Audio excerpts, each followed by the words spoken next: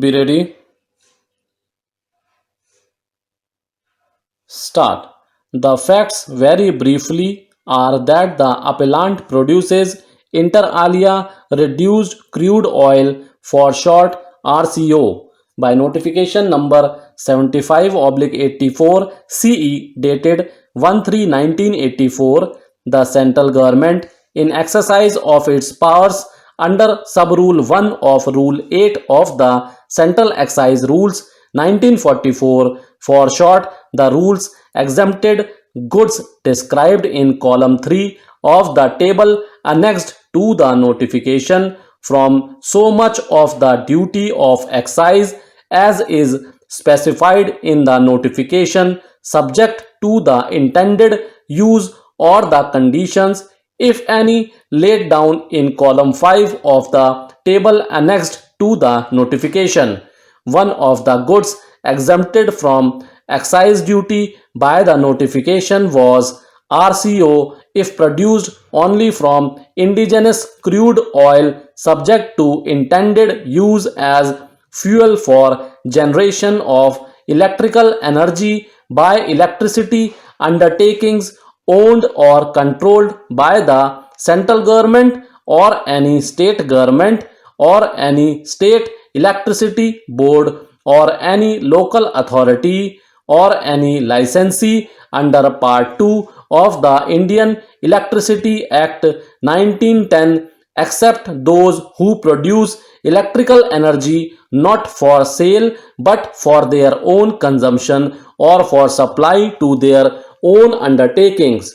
The proviso in the notification stated two conditions subject to which the exemption was granted, and one of the conditions was that where the intended use is elsewhere than in the factory of production, the procedure set out in Chapter 10 of the rules is followed.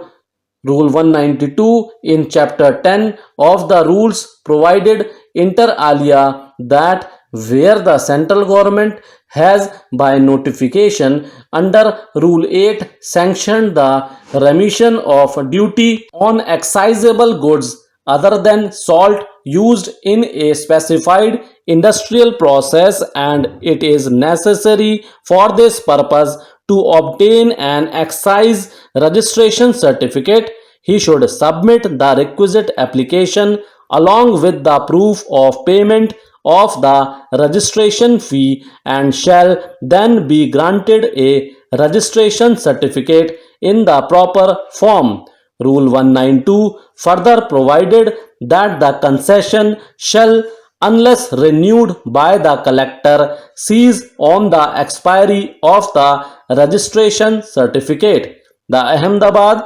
Electricity Company Limited had obtained a registration certificate in Form CT2 under Rule 192 of Chapter 10 of the rules, and on the strength of such registration certificate purchased RCO from the appellant, availing the exemption from excise duty under notification number 75/84 dated 1/3/1984, for short the exemption notification. The registration certificate obtained by the Ahmedabad Electricity Company Limited expired on 31/12/1995, and a fresh registration was granted in its favor on 26/6/1996.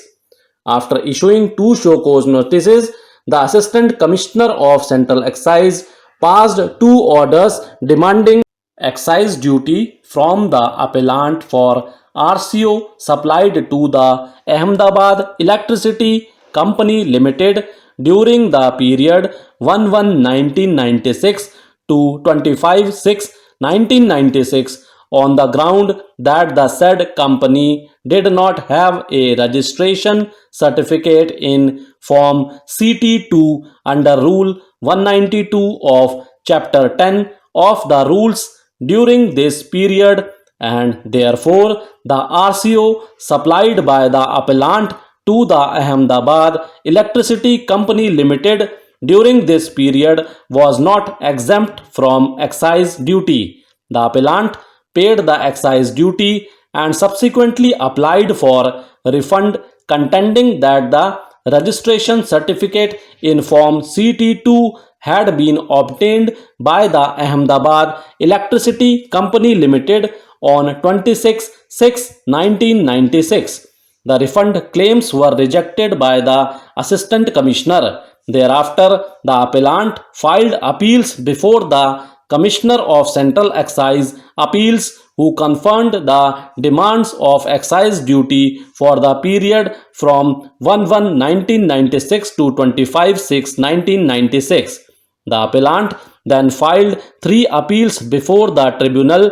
against the orders of Commissioner of Central Excise Appeals confirming demand and the order rejecting the refund claim. By the impugned order, the tribunal dismissed the appeals, saying that as the statutory requirement of conditional exemption notification had not been complied with by the appellant, it was not entitled to the exemption benefit. The question whether it was enough to prove to the satisfaction of the Central Excise Officer that the goods are for the intended use specified in the notification of exemption, or whether in addition the procedure laid down in Rule 192 of Chapter 10 of the rules was also to be complied with for availing concession under the exemption notification was already raised before this court in a series of decisions. The proviso makes it clear that for availing the exemption, 2 conditions must be satisfied. First, that it is proved to the satisfaction of the excise officer that the goods are used for intended use specified in column 5 of the table annexed to the exemption notification, and second, where such use is elsewhere than in the factory of production, the procedure set out in Chapter 10 of the rules is followed. Thank you.